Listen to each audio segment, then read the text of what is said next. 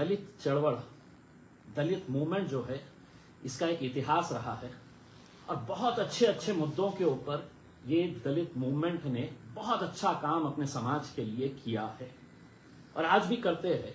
बहुत सारे ऐसे दलित समाज के लीडर्स हैं जिन्हें सही मानों में अंदर से तकलीफ होती है जब उनके समाज के ऊपर कुछ नाइंसाफी होती है, कुछ गलत होता है, तब ये पूरे एक साथ मिलकर आते हैं, लड़ते हैं।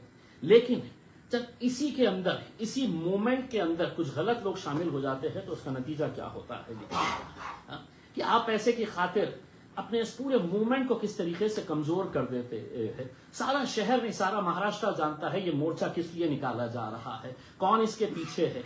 वरना ये बताइए, ये मूवमेंट का जो नेतृत्व करने वाले, अपने आप को दलितों के बहुत बड़े नेता कहने वाले लोग है, इतना पैसा आ कहां से रहा है कि जो शहर के बड़े बड़े होर्डिंग्स के ऊपर इम्तियाज जलील का नाम लिखा गया है, पूरे शहर के अंदर पूरे होर्डिंग्स लगाए गए हैं कि 23 तारीख को आना है, हमारी भावना को ठेस पहुंचा है करके, ऐसा कुछ नहीं है।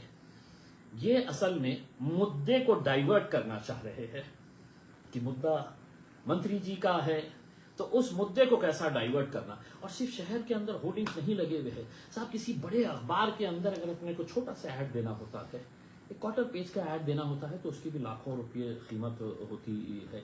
लेकिन आज जब नींद खुली तो सुबह सुबह जितने अखबार खोल के देखे तो फुल पेज ऐड है।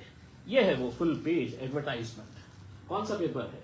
तो ये दिव्य मराठी के अंदर ये फुल पेज एडवर्टाइजमेंट, ये हजारों में नहीं, ये लाखों के अंदर आता है। लाखों रुपये खर्च करने के बाद ये एडवर्टाइजमेंट यहां पर दिया गया है जिसके ऊपर लिखा है जातिवादी इम्तियाज जलीलच्या विरोधात हल्ला बोल। को ये बताएं किस तरीके से आप कह रहे हैं कि मैं जातिवादी हूं करके।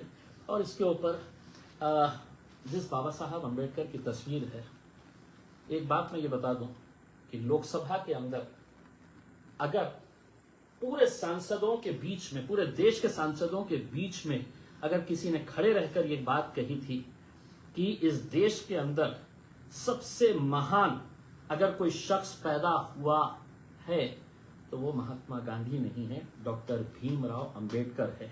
ये बात बैरिस्टर असदुद्दीन अवैसी साहब ने कही। ये बात जातिवादी इम्तियाज जलील ने असेंबली में भी कही है और पार्लियामेंट के अंदर भी कही है। आज उसी को ही जातिवादी बताया जा रहा है। इसी तरह के एडवर्टाइजमेंट्स आज लोकमत के अंदर है, लोकमत टाइम्स में है, लोकमत समाचार में है, पुण्य नगरी में है, पुढ़ारी के अंदर है। हद तो ये हो गई है कि 2 उर्दू अखबार है, दोनों उर्दू अखबार